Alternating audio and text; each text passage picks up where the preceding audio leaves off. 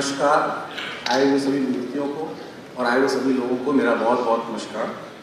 ज्ञानवापी स्थित प्राचीन बाबा विश्वनाथ मंदिर में पूजा अर्चना के अधिकार के लिए दृढ़ता से केस लड़ने वाले सुप्रीम कोर्ट के अधिवक्ता विष्णु शंकर जैन जी को आप सभी भली भांति जानते हैं। यह अब किसी के परिचय के मोहताज नहीं है। आजकल आपको विभिन्न टीवी चैनलों में ज्ञानवापी मुद्दे पर डिबेट करते देखा जा सकता है। 2015 में आगरा कोर्ट में अपने याचिका दायर की कि ताजमहल नहीं, यह तेजो महालय शिव मंदिर है, अतः वहां हिंदुओं को पूजा पाठ करने का अधिकार दिया जाए। इस मामले में लगातार आगरा जाकर आप पैरवी कर रहे हैं। एक से ज्यादा विवाह भारत में सभी के लिए गैर कानूनी हो, इसके लिए आईपीसी की धारा 494 की संवैधानिका को चुनौती दी है। व्यवहार कुशल व सौम्य स्वभाव के धनी विष्णु शंकर जैन जी अपने पिता गुरु श्री हरिशंकर जैन जी के साथ राम जन्मभूमि, कृष्ण जन्मभूमि व अन्य प्रमुख केसेज में निरंतर जुड़े रहे हैं। अब मैं आनंद करता हूँ।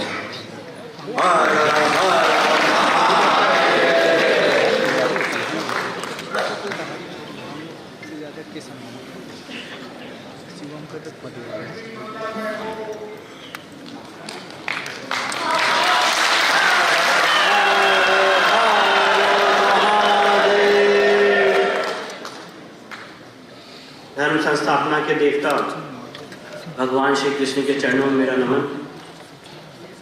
मंचासीन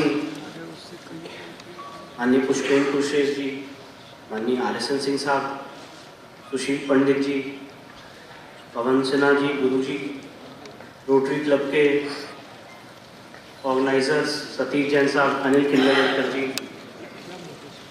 ट्रस्ट इंडिया फाउंडेशन, इस कार्यक्रम के आयोजक और मेरे समक्ष बैठे सारे काशीवासी, आप सबको मेरा तहे दिल से प्रणाम, नमस्कार, चरण स्पर्श।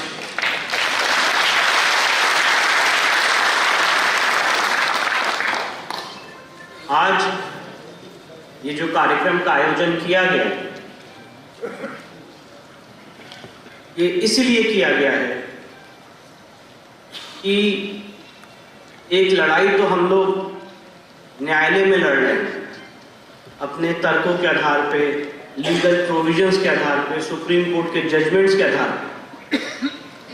और आज एक लड़ाई आप लोगों को लड़नी है।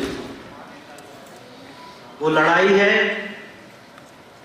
आज यहाँ पे सुशील पंडित जी बैठे हुए हैं। कल रात को हम लोगों ने उनका एक संक्षिप्त उनसे चर्चा हुई थी, और वो लड़ाई है कि क्या इस देश में कश्मीर में जो हुआ, क्या इस देश के अन्य भागों में हम उसको कश्मीर जैसी स्थिति लाने देंगे, या उसमें हमारी कोई भूमिका रहेगी। एक ये दूसरी लड़ाई पैरेलली साइड बाय साइड चल रही। और सवाल ये भी उठता है कि जब सन 712 में मोहम्मद बिन कासिम का इस देश में पहला आक्रमण हुआ था, तो उस आक्रमण के बाद जो बर्बरताएं हुई, दीवालों में चुना गया, आड़े से काटा गया, गरम तवे पे झोंका गया, हमारे मंदिर, हमारी संस्कृति, हमारी आस्था, हमारे बहन बेटियों की आबरू, इन सब को नष्ट किया गया।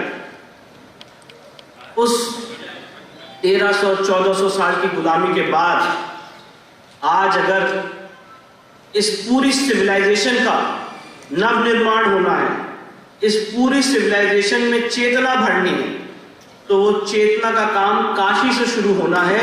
इसीलिए हम आपको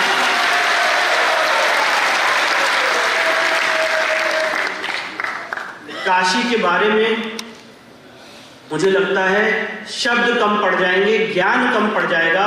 काशी का वर्णन करना शायद किसी के लिए संभव नहीं है, पॉसिबल नहीं। और इसीलिए जब हमने ज्ञानव्यापी केस के लिए 1991 से ऑलरेडी यहाँ पे केस चल रहा था, हम सबको पता है। उसके बाद जब हमने इसकी रिसर्च की, मैं आप लोगों को बहुत फ्रैंकली बताऊं, मैंने अपने पिताजी से पूछा कि जब एक केस चल रहा है तो दूसरा केस क्यों, और केस क्यों। और जब हमने रिसर्च की तो हमने पाया कि 1991 से, और यहाँ पे मैं जितनी बातें बोल रहा हूँ उसमें कोई मैं का भाव नहीं है, उसमें भाव ये है कि ज्ञान व्यापी के केस में हमने आपने मिलके क्या अचीव किया है, हमारे क्या तर्क है, हमारे क्या लॉजिक है, वो सारी बातें मैं आपके सामने शेयर करना चाहता हूँ। तो काफ़ी रिसर्च की गई, ज्ञान व्यापी का इतिहास समझा गया, काशी का इतिहास समझा गया, स्पिरिचुअल रिसर्च की गई, हिस्टोरिकल रिसर्च की गई, जो मैं संक्षिप्त में आपसे साझा करूंगा। इन सारी रिसर्च करने के बाद मेरे पिताजी ने, उनको बराबर एक ईश्वरीय प्रेरणा कहिए, आशीर्वाद कहिए, प्रेरणा मिलती रही कि नहीं, इस तरह से इसमें ड्राफ्टिंग होनी चाहिए। और उसी इंटेंशन से, उसी भाव से इन सारे केसेस की ड्राफ्टिंग हुई। और एक दिन रात में मेरे पिताजी ने मुझसे कहा कि विष्णु माँ श्रृंगार गौरी की पूजा साल में एक बार ही क्यों होती? जब पूजा होनी है तो हर दिन होनी चाहिए। हमारा आर्टिकल 25 के तहत फंडामेंटल अधिकार है। ये इस्लामिक कंट्री नहीं है, ये एक कॉन्स्टिट्यूशनल इंडिया है। इसलिए माँ श्रृंगार गौरी की पूजा, लॉर्ड हनुमान की पूजा, लॉर्ड गणेश की पूजा और प्रत्यक्ष अप्रत्यक्ष देवताओं की पूजा करने का हमें अधिकार है। इसलिए मैं ऐसा समझता हूँ, मेरे पिताजी ने कहा कि वो ऐसा समझते और उनको ऐसी दृष्टि है, उनको ऐसा भाव है कि काशी में 5 महिलाओं की तरफ से माँ श्रृंगार गौरी की आदि शक्ति बनते हुए एक केस डालना चाहिए। और विश्वास मानिए, जो 5 महिलाओं की तरफ से केस डाला गया वो माँ श्रृंगार गौरी की आदि शक्ति का आशीर्वाद है कि जो 30 साल में सफर तय किया गया, उस सफर को हमने 1 साल में तय किया और उससे भी आगे हम निकले। जब ये केस हमने फाइल किया तो देखिए कितना बड़ा माइंडसेट का चेंज होता है। और इसीलिए आज ऐसे कार्यक्रमों का और ऐसे महानुभावों का उद्बोधन, आप लोगों का योगदान कितना महत्व रखता है और हमारा समाज कैसे बदल रहा है। और जो नितिन मल्होत्रा जी ने यहाँ हमें सपना दिखाया, मुझे लगता है एक दिन वो सपना सच होगा। कभी सोचा नहीं था कि इस तरह के केसेस अगर डाले जाएंगे तो इस देश का जुडिशियल सिस्टम उसको सुनेगा भी। 2013 में भी मैंने सुप्रीम कोर्ट में केस डाला था और चीजों को लेके, पर एक जुडिशियल सेटअप की एक अपनी मर्यादा है और इन तरह के आर्गुमेंट्स को दरकिनार कर दिया जाता था, तिरस्कारित किया जाता था। पर आप सबके बीच और काशी क्षेत्र का महत्व समझते हुए यहाँ पे एक माननीय जज थे जिन्होंने इन आर्गुमेंट्स को समझा और इतिहास रचने का काम किया। उनका नाम था माननीय रवि कुमार दिवाकर। जब ये केस फाइल किया गया तो इस केस में एक एप्लीकेशन लगाई गई कि वहाँ पे हम जहाँ स्थानों पे नवंबर 1993 तक, ये डेट बहुत इंपॉर्टेंट है, नवंबर 1993 करते आ रहे हैं, उन स्थानों पे हमें पूजा का अधिकार दिया जाए। हम सब जानते हैं कि प्लेसेस ऑफ वर्शिप एक्ट 1991 में आया और नवंबर 1993 तक ये इस केस का एक बहुत अहम पहलू है। हिंदू समाज के लोग उस तथाकथित मस्जिद में अलग अलग जगहों पे पूजा कर रहे थे, चाहे वो व्यास जी का तहखाना हो जो नंदी के सामने है, चाहे माँ श्रृंगार गौरी हो, चाहे गणेश जी हो, चाहे हनुमान जी। तो हम लोगों ने ये रिसर्च की कि प्लेसेस ऑफ वर्शिप एक्ट यहाँ पे अप्लाई नहीं होता है, rather places of worship act के वायलेशन में मुलायम सिंह सरकार ने बैरिकेडिंग लगा के हिंदू समाज के लोगों को बाहर फेंकने का काम किया है। इसीलिए ये मुकदमा हमने दायर किया और जब फाइल किया तो माननीय रवि कुमार दिवाकर साहब के सामने ये अर्जी ली गई सिविल जज सीनियर डिवीजन के सामने कि हमें कमीशन जारी करने का आदेश दिया जाए और कमीशन जारी करके हम वो जगह चिन्हित करके एडवोकेट कमीशन की रिपोर्ट सबमिट करना चाहते हैं जहां पे हम पूजा करते चले आ रहे थे। कमीशन का ऑर्डर हुआ, हमने फोटोग्राफी वीडियोग्राफी की मांग की, फोटोग्राफी वीडियोग्राफी की मांग का ऑर्डर हुआ। उसके बाद इस ऑर्डर के अगेंस्ट मुस्लिम पक्ष हाईकोर्ट गया। 21 अप्रैल 2022 को इलाहाबाद हाईकोर्ट ने उनकी पिटीशन रिजेक्ट की और उसके बाद यह तय हुआ कि अब इसमें एडवोकेट कमीशन जारी हो। मैं आज आपसे वो व्यथा, वो संघर्ष इन 5 महिलाओं का, हमारी लीगल टीम का, सुधीर जी का, सुभाष जी का, सारे लोगों का ये शेयर करना चाहता हूं। जिस दिन कमीशन जारी हुआ, एक घोषणा की गई, एक चैलेंज दिया गया, एक डर का माहौल पैदा करने की कोशिश की गई कि हम कमीशन यहां पे नहीं होने दें। हम लोगों ने उस धमकी को दरकिनार करते हुए as officers of the court, as lawyers, ये ड्यूटी समझी कि कोर्ट के आदेश को कंप्लाई करने के लिए हमें कमीशन ले जाना है।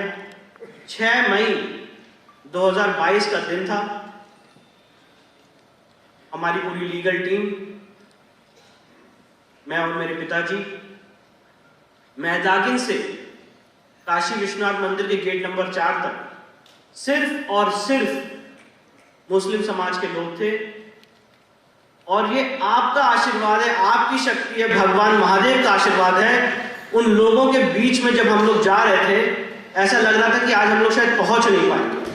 मैंने अपने पिताजी से कहा कि ये क्या भयावह स्थिति यहाँ पे उत्पन्न हो गई, तो हम लोग को पहुंचने ही नहीं देंगे।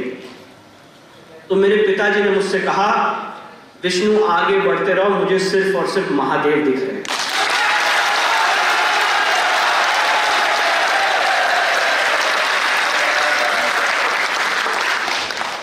मैंने अपनी माताओं बहनों का, जो इस केस में 4 माताएं बहनें पिटिशनर हैं, उनका रौद्र रूप देखा। घरेलू महिलाएं, सुधीर भाई, सुभाष भाई का रौद्र रूप देखा, जिन्होंने कहा कि कैसे नहीं अंदर जाने देंगे। एक तरफ नारे तकबीर के नारे लगते रहे और दूसरी तरफ निहत्ते लोग अपनी आस्था को रीस्टैब्लिश करने के लिए, सिविलाइजेशन को उनका हक दिलाने के लिए, उनका न्याय दिलाने के लिए अंदर जाते रहे, सारे नारों के, सारे डर के, सारे भय के बीच, क्योंकि हमें विश्वास था कि जो हमारी मांग है उसमें सच्चाई है। और जब कमीशन की कार्रवाई 6 तारीख को शुरू हुई, तो हमने आउटर एरिया का कमीशन किया। 7 तारीख को भी हमने बाहरी एरिया का कमीशन किया। और तब 7 तारीख को मैं आपसे बात साझा करना चाहता हूं, मुस्लिम पक्ष ने ये आरोप लगाया कि जो एडवोकेट कमिश्नर महोदय हैं ये बायस्ड।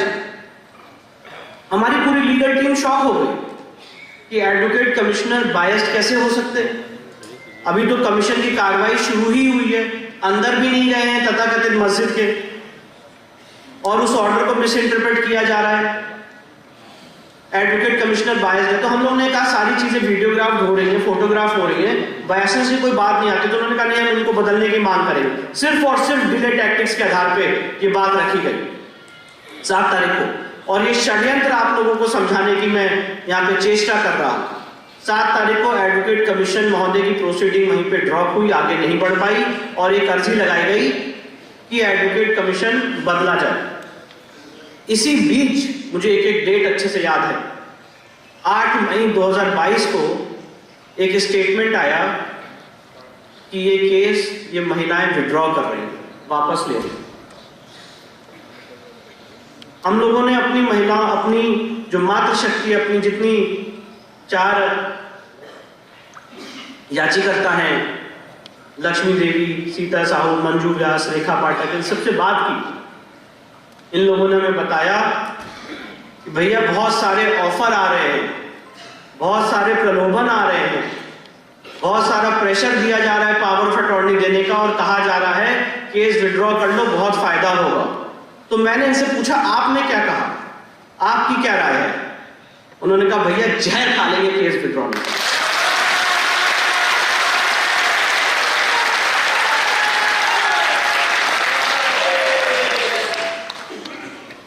12 तारीख को माननीय न्यायालय ने, 12 मई 2022 को माननीय न्यायालय ने आदेश पारित किया कि ताला तोड़ के जैसे भी आप उस एरिया का कमीशन करें।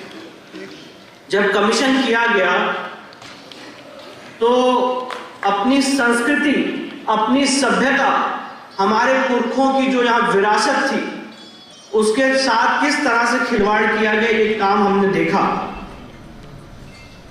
वेस्टर्न साइड पे मां श्रृंगार गौरी का विग्रह, नागर शैली से बना हुआ मंदिर। जब पहला तहखाना खोला गया जो एजाज भाई के कब्जे में था, उसकी चाबी खोली गई तो वहां पे घंटियों के चिन्ह, पिलर पे हिंदू मंदिरों की सभ्यताएं, संस्कृत के श्लोक, देवी देवताओं को रखने के आले, व्यास जी का तहखाना, उसमें संस्कृत के श्लोक, कटी हुई मूर्तियां, देवी देवताओं को रखने के आले। जो गुंबद है उसके नीचे हिंदू मंदिर का शिखर, जो 3 गुंबद आप लोग देखते हैं उसके नीचे कटा हुआ हिंदू मंदिर का शिखर। और हद तो तब हो गई जब हम लोग मस्जिद के सेंट्रल डोम में गए तो वहां पे कैलेंडर लगा हुआ था, उस कैलेंडर पे लिखा था ज्ञान व्यापी मस्जिद। और जब उस कैलेंडर को उठाया तो उसके नीचे स्वास्तिक का चिन्ह मिला। पूरा का पूरा स्ट्रक्चर हिंदू सभ्यता से, हिंदू मंदिर से, हमारे आदि विश्वेश्वर की जो ओरिजिनल नक्शा था, उनका ओरिजिनल मंदिर था अष्ट मंडप का, उससे भरा हुआ मिला। और 15 मई तक हम लोगों ने ये सारी कमीशन की कार्रवाई की। उसके बाद हुआ कि अब तो कमीशन ओवर हो गया है और अब हम कोर्ट में अपनी रिपोर्ट सबमिट कर देंगे। तब हमारी लीगल टीम ने, मैंने, सुधीर जी ने, सुभाष जी ने, हरिशंकर जैन साहब ने एडवोकेट कमिश्नर महोदय से रिक्वेस्ट की कि एक अतिरिक्त दिन हमारे पास और है और हमें एक अतिरिक्त दिन और दिया जाए जो वजू एरिया है इसका कमीशन करने के लिए। क्योंकि जब हम लोग वजू एरिया के पास गए थे तो वहां पे हमें गोल एक आकृति दिखी जो बहुत ही डाउटफुल सी थी। और हमने जब वहां पे रिक्वेस्ट की कि इसको पानी कम किया जाए, हम उसमें अंदर जाके देखना चाहते हैं, तो बोला गया बहुत सारी मछलियां मर जाएंगी। तो हम लोगों ने भी कहा कि हम लोग जैन हैं, मछलियां तो नहीं मरने देंगे। तो इसीलिए हमने प्रशासन से ये रिक्वेस्ट की कि वहां पे ऑक्सीजन की व्यवस्था की जाए। 16 तारीख को 2 घंटे के लिए कमीशन, 16 मई 2022 को 2 घंटे के लिए कमीशन होना था। उस वजू एरिया का पानी कम किया गया। हमारी लीगल टीम वहां पे अंदर पहुंची और मैं आप लोगों को वो नज़ारा आप लोगों के साथ शेयर करना चाहता हूं। जब 370 साल बाद, 400 साल बाद, मुझे नहीं पता नहीं कितने सालों के बाद हम लोगों ने अपने आराध्य देवता को देखा तो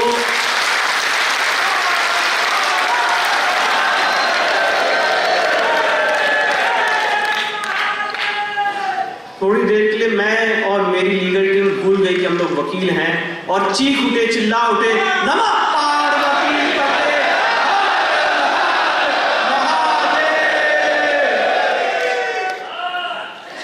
और उसी क्षण निश्चय कर लिया कि ये आज आखिरी दिन है जब हमारे बाबा के ऊपर वजू हुआ है, उनकी बेअदबी हुई है। आज के बाद अपने बाबा की वजू और बेअदबी नहीं होगी।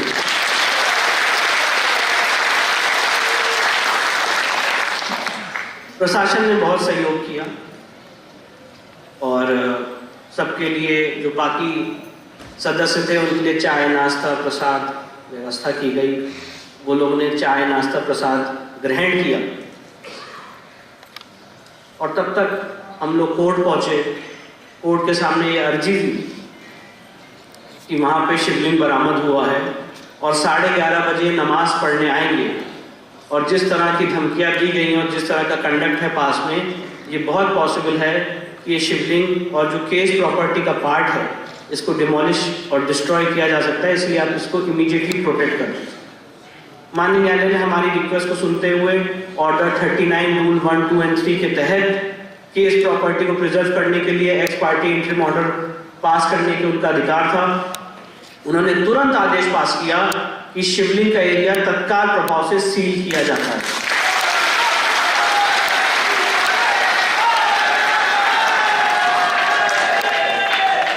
तो जब तक ये सारी बातें मैं इसलिए बता रहा हूं कि ये आप सबकी कितनी बड़ी जीत है और सक्सेस है और कितना बड़ा बाबा का आशीर्वाद है कि जब तक उनका चाय नाश्ता खत्म हुआ और प्रसाद ग्रहण खत्म हुआ तब तक सीलिंग हो चुकी थी। इसके बाद हमने तो लॉ में ये पढ़ा है और ये जाना है कि अगर सिविल जज सीनियर डिवीजन के ऑर्डर को अगर चुनौती देनी होती है तो डिस्ट्रिक्ट जज साहब के पास जाया जाता है, फिर उसके बाद हाई कोर्ट का स्टेज है, फिर सुप्रीम कोर्ट का स्टेज है। पर हमारे देश में कुछ समुदायों के लिए कानून अलग तरीके से काम करता है। मुस्लिम पक्ष ने सिविल जज सीनियर डिवीजन के ऑर्डर को, सीलिंग केस ऑर्डर को सीधे सुप्रीम कोर्ट में चुनौती दी और सुप्रीम कोर्ट में कहा कि ये हमारी नमाज और वजू रोक दिया गया है, ना हम यहाँ पे नमाज पढ़ सकते हैं ना वजू कर सकते हैं, जबकि ऐसा कोई ऑर्डर नहीं था। ऑर्डर सिर्फ और सिर्फ उस वजू एरिया को सील करने का था, नमाज रोकने का कोई ऑर्डर नहीं था। और देखिए कितनी बड़ी शक्ति होती है। और जो आप लोग और पुष्पेन जी हमेशा कहते रहते हैं कि आपने 2014 में किसी को भेजा, 2017 में किसी को भेजा, 2019 में किसी को रिपीट किया। ये शक्तियां, जब समाज जागृत होता है तो ये शक्तियां किस तरह से जागृत होती हैं। सुप्रीम कोर्ट के पटल पे कहा गया कि ये जो सीलिंग का ऑर्डर है, इसको तुरंत इस सीलिंग के ऑर्डर को वेकेट किया जाए, और जिद यही थी कि हम यहीं पे वजू करेंगे। तो सुप्रीम कोर्ट में यूपी सरकार की तरफ से, और मैं चाहूंगा इस बात को थोड़ा गौर दें, सुप्रीम कोर्ट में यूपी सरकार की तरफ से केंद्र सरकार के एक बहुत ही सीनियर लॉ ऑफिसर अपीयर हुए और उन्होंने सुप्रीम कोर्ट को स्टेटमेंट दिया कि अगर उस शिवलिंग को टच भी कर लिया तो लॉ एंड ऑर्डर प्रॉब्लम हो जाएगी।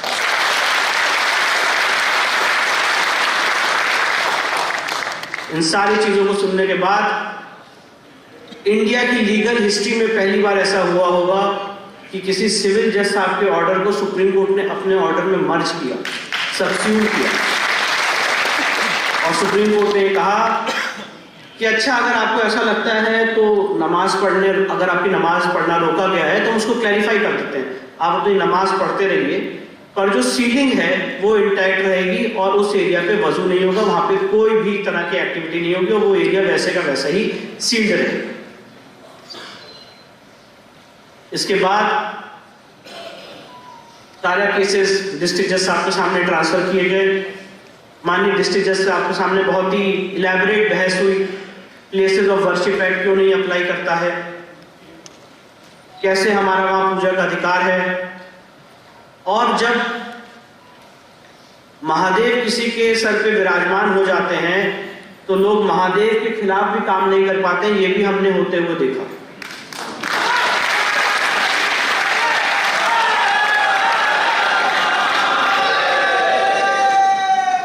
हुआ ऐसा, जो मुस्लिम पक्ष के अंजुमन इंतजामिया के वकील थे, उन्होंने कहा ये केस रिडिकुलस है, डस्टबिन में फेंक देना चाहिए, वेस्ट पेपर है, एकदम डिसमिस होने लायक योग्य है।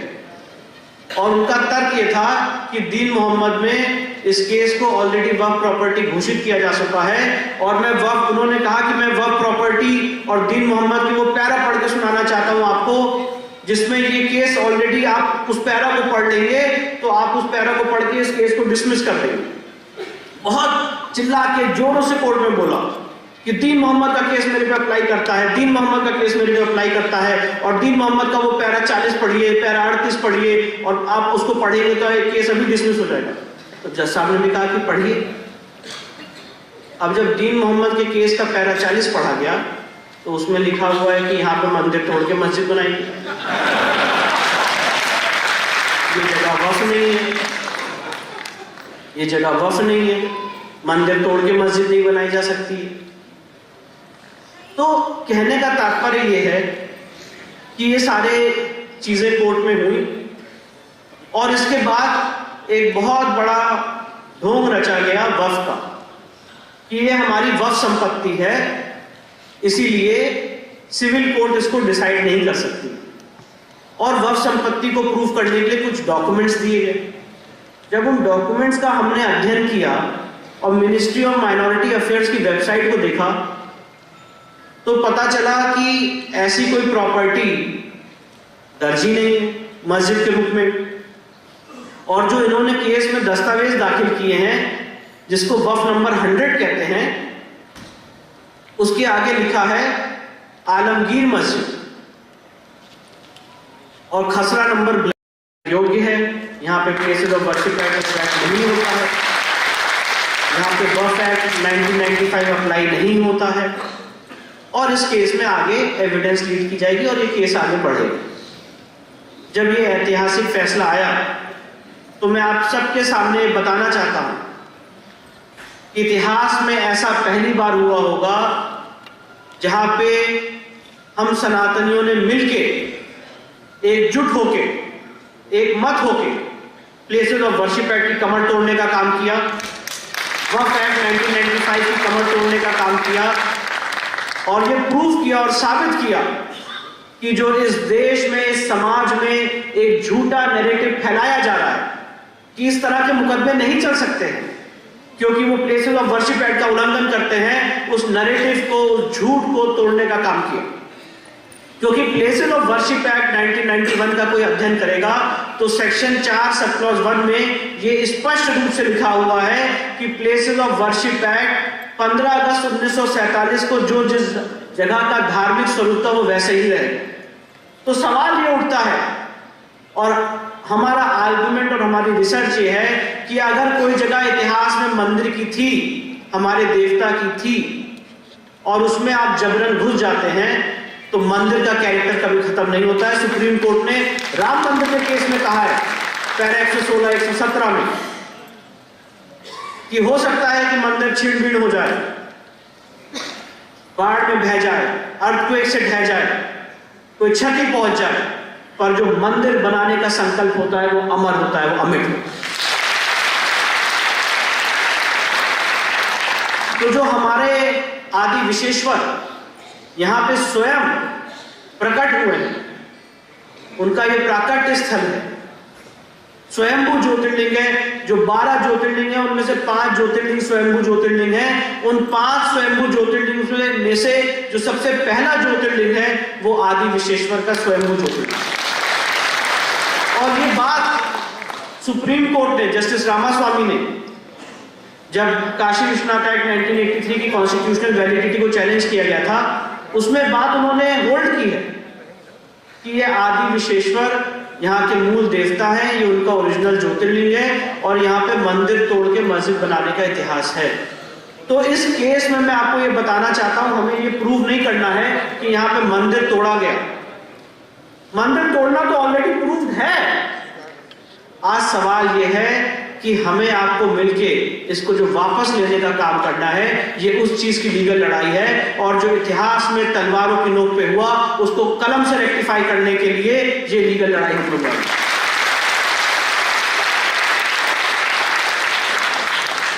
अब हमने इसमें आर्कियोलॉजिकल सर्वे ऑफ इंडिया द्वारा वैज्ञानिक जांच की मांग की है। हमने मांग की है कि जो शिवलिंग है उसका अर्घा है, उसके नीचे जो एक्सकेवेशन होना है, जब एक्सकेवेट किया जाएगा तो ये पता चलेगा इसकी क्या लेंथ है, इसकी क्या ब्रेथ है और ये कितना पुराना है। और उससे जो हमारा बिलीफ फेथ है वो एक साइंटिफिक माध्यम से एस्टैब्लिश किया जाएगा। इसके बाद ये एप्लीकेशन जब हमने डाली तो उसमें भी बहुत लेवल के भ्रम फैलाए गए कि हम शिवलिंग को खंडित करने की बात कर रहे हैं, हम शिवलिंग को छेड़छाड़ करने की बात कर रहे हैं, जबकि हमने बात कही थी कि शिवलिंग की साइंटिफिक जांच की जाए बिना शिवलिंग को छेड़छाड़ किए। और director of archaeological survey of India का स्टेटमेंट भी आया है कि बिना शिवलिंग को खंडित किए हुए उसकी साइंटिफिक जांच पॉसिबल है, बिना शिवलिंग के साथ छेड़छाड़ किए हुए उसकी साइंटिफिक जांच पॉसिबल है। और यही बात हम मांग रहे हैं, पर एक भ्रम फैलाने का काम किया गया कि कार्बन डेटिंग करेंगे तो शिवलिंग को क्षति पहुंच जाएगी, जबकि कार्बन डेटिंग शिवलिंग की नहीं मांगी गई थी। ये जो एक्सकेवेशन होगा, ये जो साइंटिफिक रिसर्च होगी इस वजू एरिया में, इसके बहुत सारे लेवल्स होंगे जहाँ पे आर्कियोलॉजिकल सर्वे ऑफ इंडिया के एक्सपर्ट्स आएंगे, जब इसकी खुदाई करेंगे, जहाँ पे कार्बन कंटेंट्स पाए जाएंगे उसकी कार्बन डेटिंग होगी, जहाँ पे रिलेटिव कार्बन डेटिंग होनी है वहाँ पे रिलेटिव कार्बन डेटिंग होगी, जहाँ पे आर्गन डेटिंग होनी है वहाँ पे आर्गन डेटिंग होगी। और ये सारे माध्यम से section 45 of Indian evidence act में और ऑर्डर 26 रूल 9 एंड 10 के तहत और 10A के तहत हम ये एस्टैब्लिश करने की कोशिश करेंगे कि जो हमारा बिलीफ फेथ था वो कितना पुराना था, कितना प्राचीन था। इसके लिए कोर्ट में सुनवाई चल रही है और आप सबका आशीर्वाद रहा तो एक दूसरा साइंटिफिक कमीशन बहुत जल्दी जारी होगा और ASI की रिपोर्ट इस केस में मील का पत्थर बनेगी। मैं आप सबके माध्यम से कहना चाहता हूं कि इस केस में हम जीत की दहलीज पे हैं।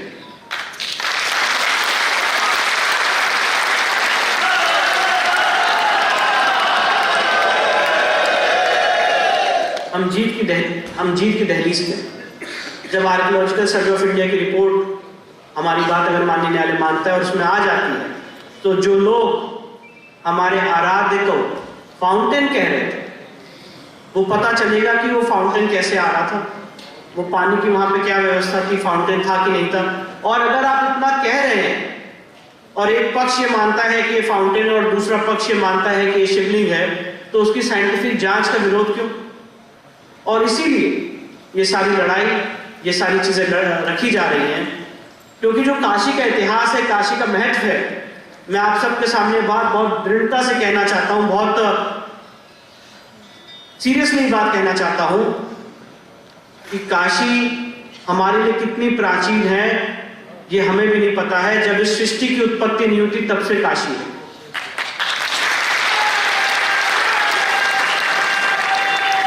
ये 5 कोस का क्षेत्र अविमुक्त क्षेत्र है। यहाँ पे काशी विश्वनाथ मंदिर के मुख्य पुजारी बैठे हुए माननीय श्रीकांत जी, और मैंने उनसे वादा किया, एक कॉरिडोर बना था जब उन्होंने पूजा की थी, और ये हम सब लोगों की धारणा है, मंशा है कि जो हमारे वहां पे बाबा मिले हैं, वहां पे बहुत जल्द आप ये नजारा देखेंगे कि माननीय श्रीकांत जी हमारे प्रधानमंत्री के साथ दोबारा रुद्राभिषेक करते हैं।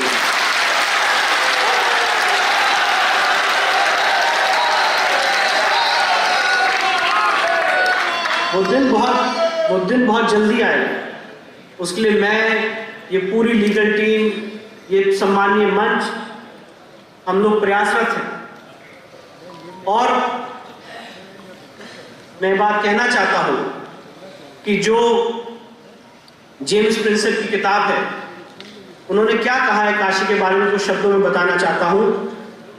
हम लोग एक्चुअली लीगल सर्कल्स में एक कल्चर डेवलप हो गया है कि अपने शास्त्रों को कोट करने के बजाय जो फॉरेन राइटर्स हैं, जब उनको कोट करते तो लगता है कि बड़ी नॉलेजेबल बात करें। तो हमने दोनों तरह की रिसर्च की, जो फॉरेन राइटर्स ने लिखा है और जो हमारे शास्त्रों ने कहा। तो जेम्स प्रिंसेप क्या कहते हैं? Vedas and Shastras all testify that Visheshwas is the first of the Devas, Kashi the first of the cities, Ganga the first of the river, and the charity first of the virtues. Vedas और शास्त्र ये सब testify करते हैं कि विश्वेश्वर इस सृष्टि के सबसे प्रथम देव हैं, काशी सबसे पहली नगरी है, गंगा सबसे पहली नदी है, और चैरिटी सबसे पहली वर्च्यू है। इसके बाद जो सबसे महत्वपूर्ण है, स्कंद पुराण का चैप्टर नंबर 6 वर्ष नंबर 71 पेज नंबर 58, और ये मांग हमारी इस 5 कोस के अविमुक्त क्षेत्र की है। ये क्या कहता है? ऑल अदर forsaken अविमुक्त places are procured through Kashi. Nirvana to get rid from the cycle of death and rebirth is achieved only after getting Kashi. मुक्ति सिर्फ और सिर्फ काशी से मिलती है। The benefit of nirvana is not achieved by any other means, even by residing in any other religious place। तो काशी इस 5 कोस के अविमुक्त क्षेत्र में मुक्ति का मार्ग, ज्ञान का मार्ग, ये स्कंद पुराण में लिखा हुआ है। इसके बाद फर्दर स्कंद पुराण का चैप्टर नंबर 7 पेज नंबर 250 वर्ष नंबर 131 ये कहता है, अविमुक्त area is in the circle of 5 कोस। At this place there is Vishweshwar Shivling which is Jyotirlinga. ये हमारे शास्त्रों में लिखा, और ये तब का लिखा हुआ है जब कोई ना फॉरेन राइटर था, जब कोई ना यहाँ पे आक्रांता था। और ये काशी का महत्व, इस 5 कोस का महत्व हम हिंदुओं के लिए है, और इसीलिए लड़ाई लड़ी जा रही है। क्योंकि सवाल ये पूछे जाते हैं कि आप लोग तो मंदिर मस्जिद की लड़ाई लड़ रहे हैं, आप लोग तो लोगों को डिवाइड करने का काम कर रहे हैं। नहीं, मैं आप सबके माध्यम से कहना चाहता हूं, ये लोगों को डिवाइड करने का काम नहीं है, ये अपनी सांस्कृतिक विरासत को, अपनी इस देश की कल्चरल हेरिटेज को, अपनी इस देश की आध्यात्मिक कैपिटल को वापस रिस्टोर करने का काम।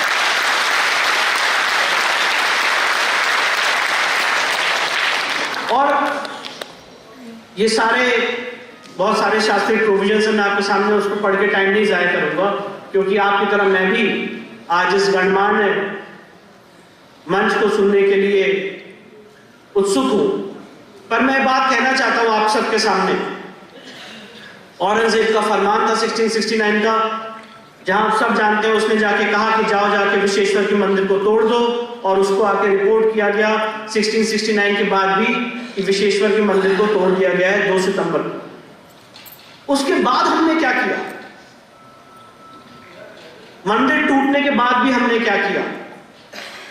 और जो फॉरेन राइटर्स हैं और ट्रैवलर्स हैं उस समय के, चाहे वो A.S. एल्ड्रेकर हो, चाहे जेम्स प्रिंसेप हो, उन सब लोगों ने बात कही कि मंदिर टूटने के बाद भी हिंदू तथाकथित मस्जिद की प्लिंथ पे पूजा करता रहे, ये मानते हुए कि हमारे विश्वेश्वर, हमारे भगवान वहां पे अंदर मौजूद है। हमने कभी अपना हक नहीं छोड़ा।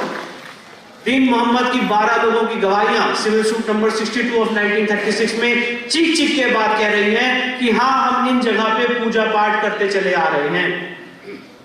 और उसके बाद काशी विश्वनाथ एक्ट 1983 कांग्रेस गवर्नमेंट ने पास किया, और इस पूरे क्षेत्र को भगवान आदि विश्वेश्वर का क्षेत्र माना, घोषित किया। और जो आज तथाकथित मस्जिद है, इसको भी मंदिर का क्षेत्र घोषित किया गया। आज इन सारे लीगल आर्गुमेंट्स के साथ हम कोर्ट के सामने हैं, और कोर्ट से गुहार लगा रहे हैं कि इस केस में, और मैं आप सबके सामने बात रखना चाहता हूं कि मैं, मेरी पूरी legal team, trust India foundation, जितने गणमान्य सदस्य हैं, हम इस केस में एविडेंस देने की स्थिति में हैं। हम इस केस में ट्रायल कोर्ट से लेकर सुप्रीम कोर्ट तक लड़ाई लड़ने की स्टेज पे हैं। उसके लिए हम सक्षम हैं, तैयार हैं। हम सिर्फ और सिर्फ ये चाहते हैं कि तर्क के मैदान पे आके बात हो कि आपकी यहाँ पे मस्जिद कैसे है। हम तो सारे प्रूफ और प्रमाण देंगे, आपके पास कौन सा प्रूफ है? कैसे आप इस तथाकथित एरिया में कब्जे में बैठे हुए हैं? क्या डॉक्यूमेंट है आपके पास? सिर्फ और सिर्फ, और ये मैं आज आप सबके सामने मानसिकता क्लियर करना चाहता हूं, सिर्फ और सिर्फ ये कह देना कि ये मस्जिद है, यहां पे हम इतने सालों से नमाज पढ़ रहे थे, तो मैं ये बात कहना चाहता हूं कि ये मंदिर है और यहां पे हम सदियों से पूजा करते चले।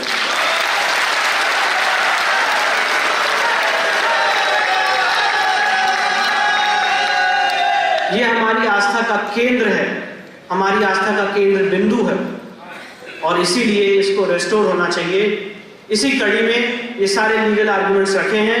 इसके साथ ही साथ ट्रस्ट इंडिया फाउंडेशन ने, पुष्पेन जी ने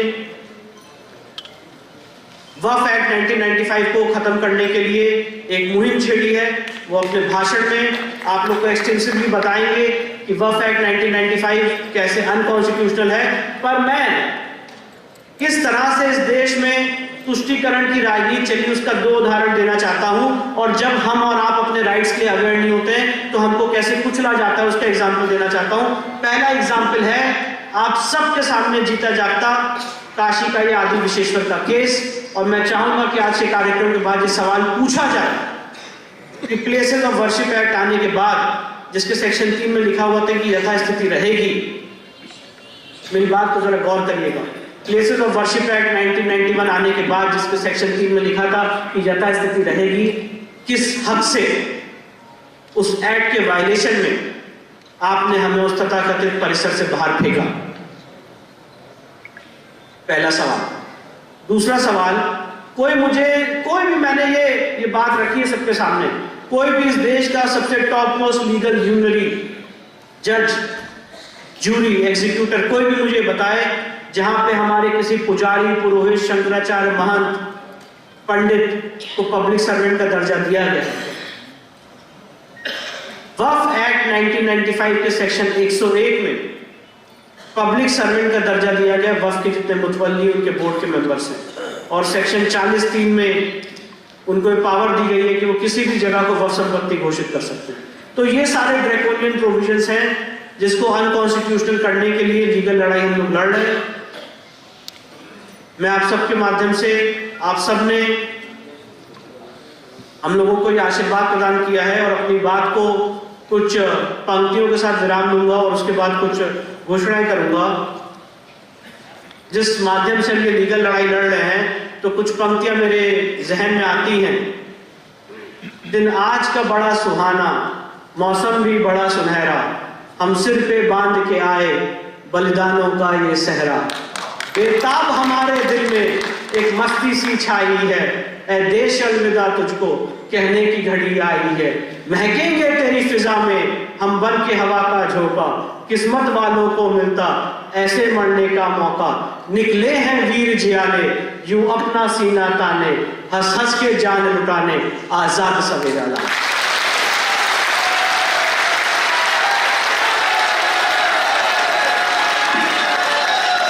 अब मैं मंच की इजाजत देते हुए जो हमारे इस केस की मात्र शक्ति है, जिनकी वजह से आज ये केस खड़ा हुआ है, माननीय सीता साहू जी, लक्ष्मी देवी जी, रेखा पाठक जी,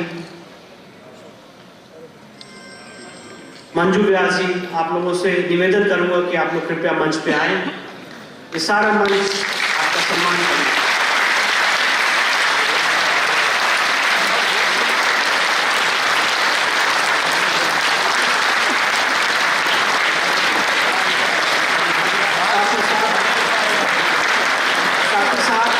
मैं ये भी निवेदन करूँगा कि जो हमारे मातृशक्ति के हस्बैंड्स हैं, उनके पति जो हैं वो भी मंच पे आए।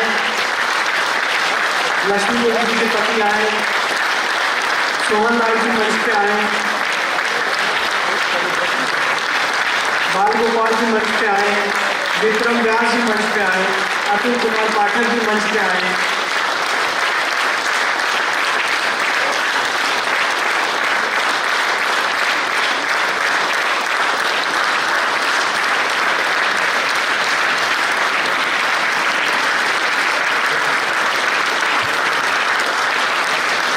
लक्ष्मी देवी जी, सोहनलाल आर्य जी, सोहनलाल आर्य जी को हम लोग जानते हैं, जिन्होंने सबसे पहले कहा था बाबा मिल गए।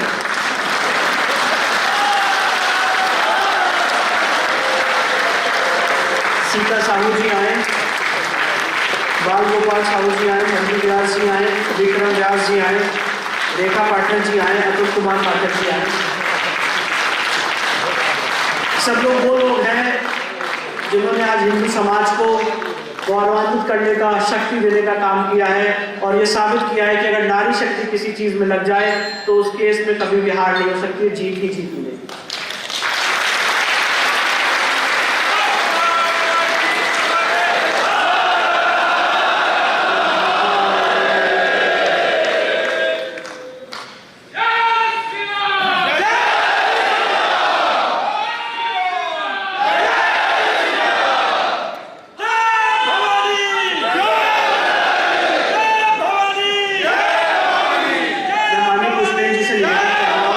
कि वो मंचासीन सारी हमारी मातृशक्ति का और उनके पति देवों का सम्मान करें।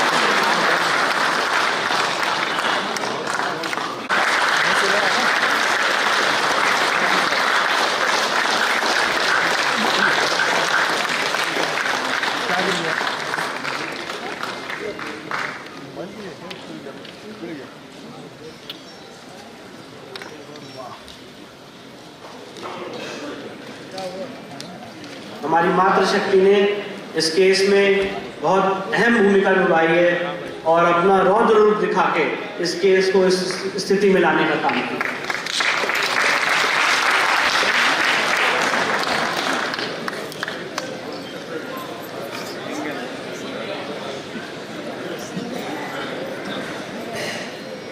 विवेकानंद ने कहा है, जिस राष्ट्र की स्त्रियां शिक्षित सक्षम और संपन्न है, वह राष्ट्र समृद्धशाली हो सकता है। मातृशक्ति के बारे में मैं एक पंक्तियां आपको कहना चाहता हूँ। तन और मन की कोमलता को कमजोरी कोई समझे नहीं की। तन और मन की कोमलता को कमजोरी कोई समझे नहीं की। ठान लेती जो प्रण मन में तो झुक जाती ब्रह्मांड की शक्ति।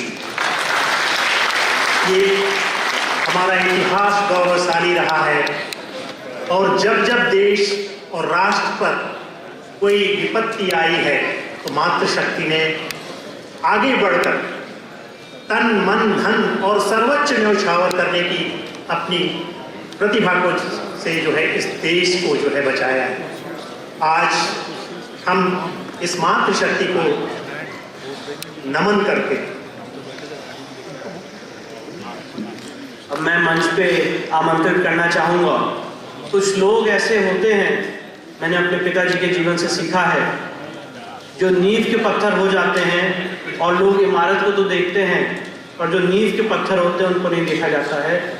तो हमारी इस पूरी लड़ाई में जो नींव के पत्थर बनने का काम किया है, हमें सपोर्ट करने का, हमें इंटेलेक्चुअल सपोर्ट करने का, लीगल सपोर्ट देने का, उन सारे महानुभावों का नाम मैं लेने जा रहा हूँ। उनसे आमंत्रित करूँगा, उनसे निवेदन करूँगा कि वो मंच पे आए।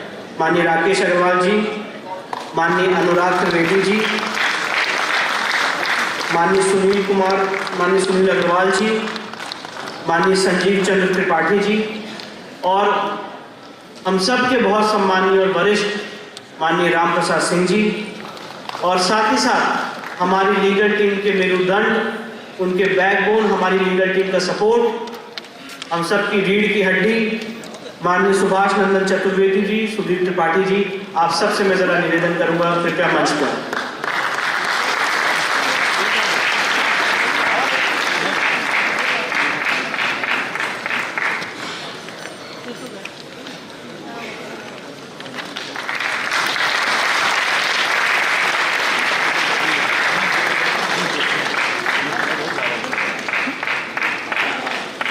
ये लोग वो साधारण व्यक्तित्व हैं जिन्होंने इस पूरी मुहिम को समझा, अपना योगदान दिया, तन मन से, धन से,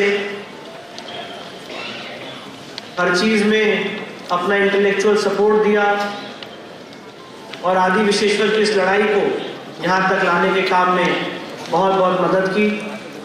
आज ये सम्मानीय मंच उनका सम्मान करेगा।